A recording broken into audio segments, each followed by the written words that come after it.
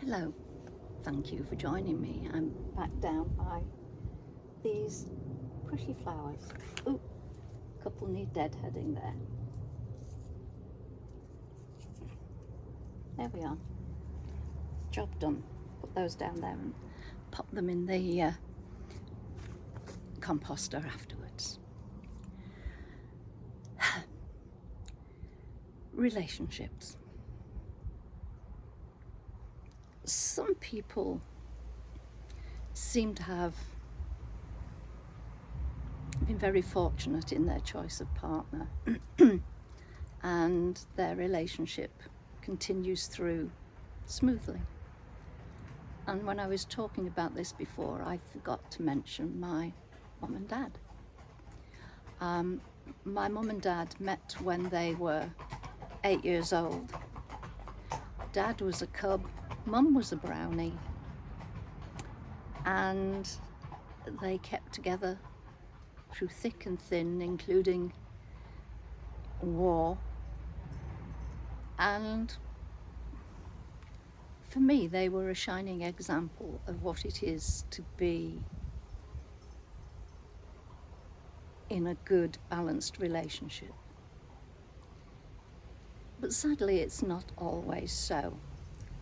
And even if that's what you have grown up with and you have had your ideas, your opinions of what a good relationship is and how you would like yours to be, then because there's another person involved, their ideas and opinions could be entirely different. And we have to accept that what goes round doesn't always come round.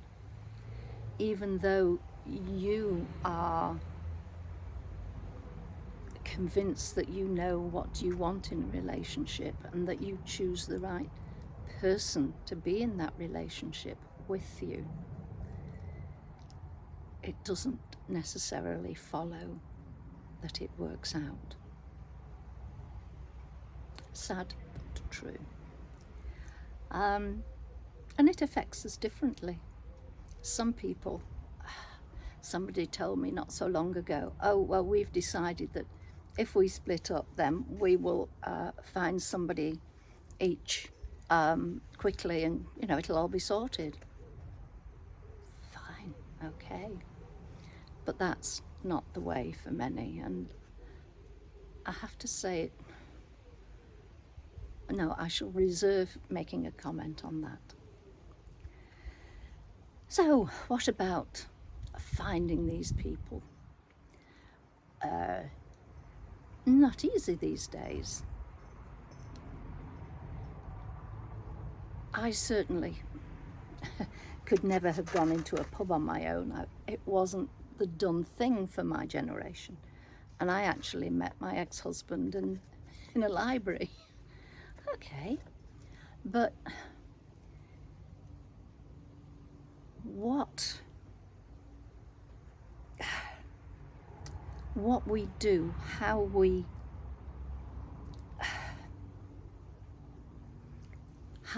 treat others, we hope that is how we will be treated. But at the same time, you teach others how to treat you by what you allow. So if you are too amenable, yes, that's fine, you choose, and it's always that way, then the control always passes over to the other person, and they will stop asking what your choice is and very likely just make that decision and assume that you will be fine. Could be, but again, it's a way of controlling, and at least being given the choice in the first place gives you the option to say, I really don't mind, what would you like? And we have to accept that sometimes,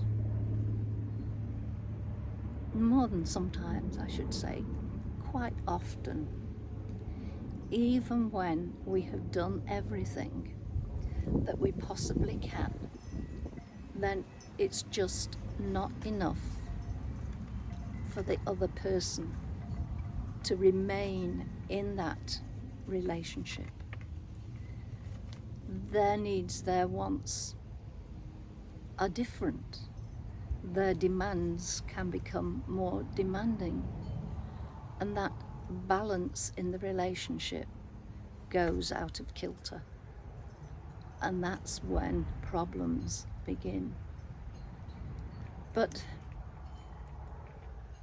the best way is to talk about things, but you can't force the other person to talk about things if they choose not to. If they've already made up their mind, and if they are already planning their road ahead, it becomes difficult. But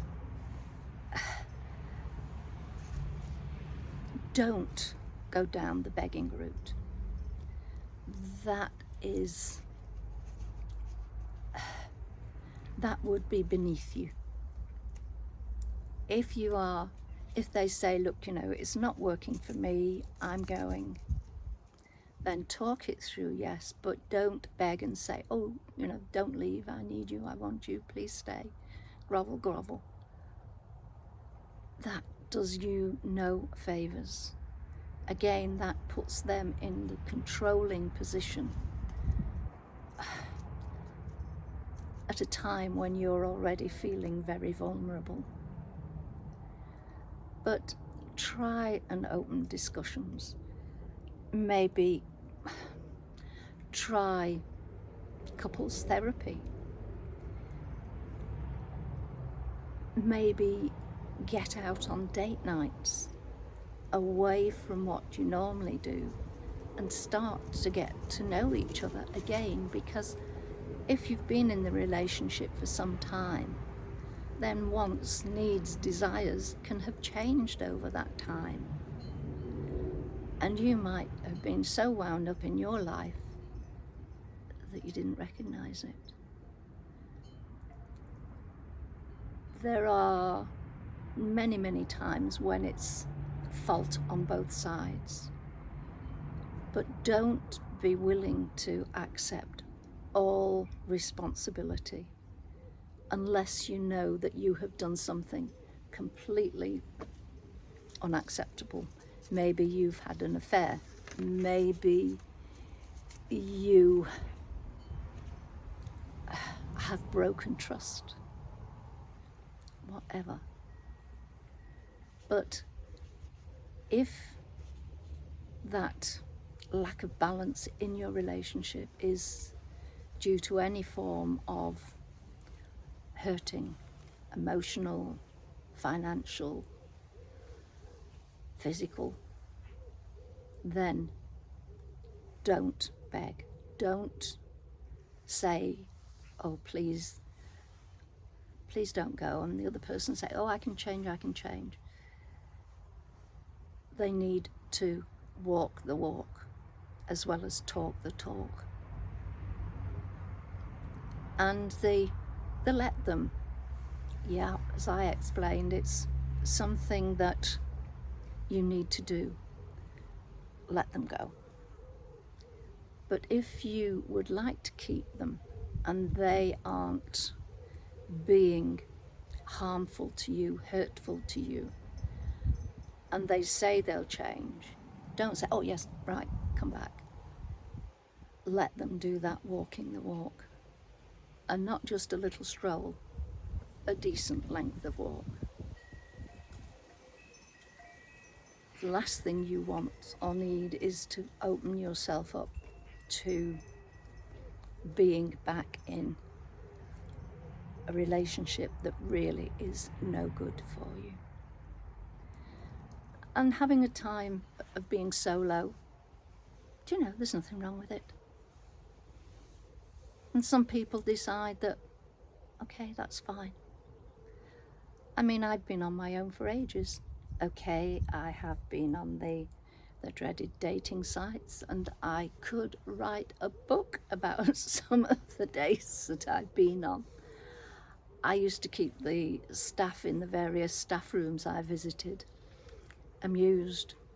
And I had a couple of schools where as soon as I walked into the staff room, there'd be more than one member of staff. Okay, what have you done this week? What's going on? So, yes, it can provide amusement, but it can also add to feelings of rejection if you put the blame on you. So, I will endeavour to get up from this paving stone again, because once more my foot is going to sleep and my hand as well. But thank you for joining me. Take care. And if you're in a relationship about which you're having doubts, do find time to talk it out with your partner. Do find time to talk it out with someone you trust, not someone who'll say, well, if I were you, I would. You don't want that. You want what you need to choose to do. Cheerio for now. I'll speak to you soon. Bye.